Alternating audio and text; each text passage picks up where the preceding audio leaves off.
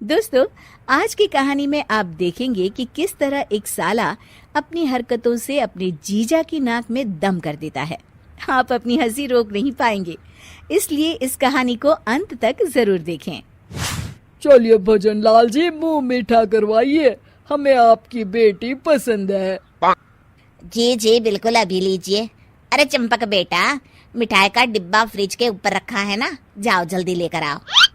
भजनलाल का बेटा चंपकलाल जबान से तोतला था। पिताजी, कौन सी मिठाई का डिब्बा लाऊं?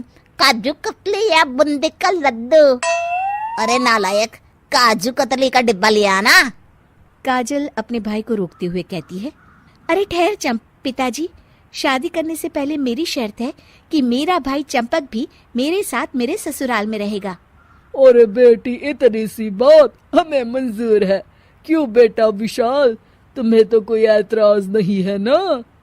अरे नहीं नहीं पिताजी, चंपक तो बेचारा इतना सीधा साधा है, भला मुझे कोई ऐतराज नहीं है। कुछ दिनों के बाद काजल और विशाल की शादी हो जाती है और साथ ही चंपक भी अपनी बहन के ससुराल पहुंच जाता है। कुछ महीनों के बाद, अरे चंपक, मैंने तुझे कल एटीएम से सिर्फ 5,000 निकालने को कहा था, लेकिन तूने तो पूरे 10,000 निकाल लिए। तब वो क्या है ना जीजा जी, मैंने जिम ज्वाइन किया है, बस उसी की फीस भरने के लिए मैंने आपके अकाउंट से 5,000 रुपये निकाल लिए थे। हे भगवान, तू 1.5 पसली का। अरे तू जिम जाकर क्या करेगा? अपनी गली के 4 चक्कर मार ले, तेरे लिए यही बहुत है। अरे जीजा जी, आप क्या चाहते हैं? आपकी तरह मैं भी अपना पेट बाहर निकाल कर घूमता फिरूं? अरे मैं तेरा क्या करूं? तू तो मुझे बर्बाद कर देगा। मेरी आधी तनख्वाह तो तू खा जाता है। अरे तू यहाँ अपनी बहन के दिए हुए दहेज को वसूल करने आया है क्या? चल निकल, अभी क्या अभी निकल मेरे घर से। अरे जीजा जी, याद करिए वो कसम जो दीदी से शादी करने से पहले आपने खाई थी कि मैं हमेशा आपके साथ आपके घर में रहूंगा। ठहरिए, अभी दीदी को बताता हूँ।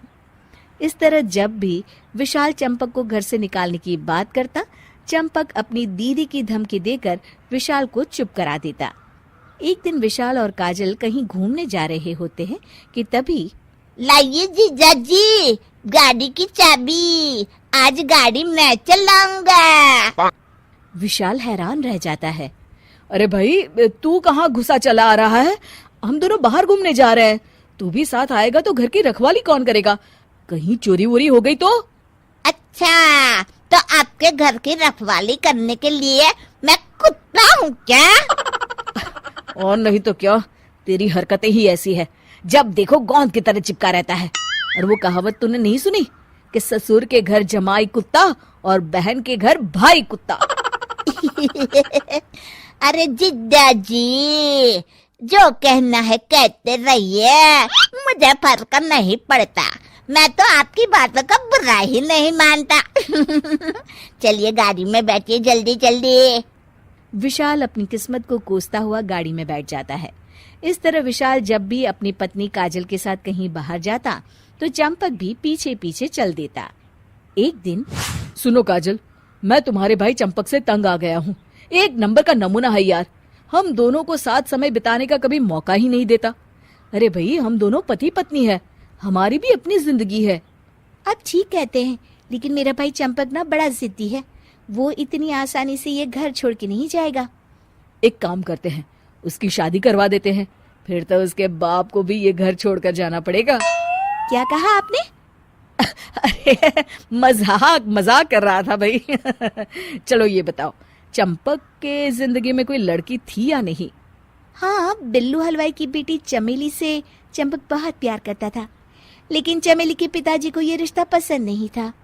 ये सुनते ही विशाल खुशी से उछल पड़ता है। अरे तुम चिंता मत करो, मैं उन दोनों की शादी करवा दूंगा।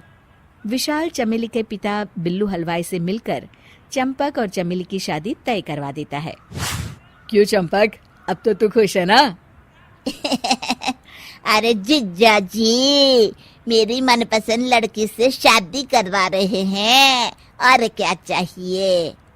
इस तरह चंपकलाल और चमेली की शादी हो जाती है। चंपकलाल वो घर छोड़कर चला जाता है। दूसरी तरफ विशाल की खुशी का ठिकाना नहीं रहता। हे भगवान, तेरा लाख लाख शुक्र है, आखिरकार मेरा साला चंपकलाल इस घर से निकल ही गया। कुछ दिनों के बाद अरे चलो भाग्यवान, आज संडे है, कहीं घूमने चलते हैं बाहर। चलिए, मैं तो तैयार ही बैठी हूँ। कहिए कहाँ चलना है? पहले तो एक बढ़िया सी फिल्म देखेंगे, फिर किसी अच्छे से रेस्टोरेंट में खाना खाएंगे और उसके बाद ड्राइव पर जाएंगे। चलिए फिर चलते हैं। दोनों जैसे ही दरवाजा खोलकर बाहर निकलते हैं, सामने चंपकलाल और चमेली को देख विशाल की आंखें फटी की फटी रह जाती है। कैसे है जीजा जी? आपके बिना मेरी जिंदगी वीरान हो गई है। आपके बिना जिंदगी में कोई मजा नहीं है, इसलिए मैं चमेली को लेकर यहाँ हमेशा के लिए आ गया हूँ। आखिर मैं इस घर को छोड़ के कैसे रह सकता हूँ जीजा जी? हे भगवान, इतनी मेहनत करके मैंने तुझे घर से निकाला और तू फिर वापस आ गया। नहीं, मैं तुझे और नहीं झेल सकता। मैं ही ये घर छोड़कर चला जाता हूँ, तू रह यहाँ आराम से। चलो भाग्यवान। जीजा जी, आप मजाक अच्छा कर लेते हैं।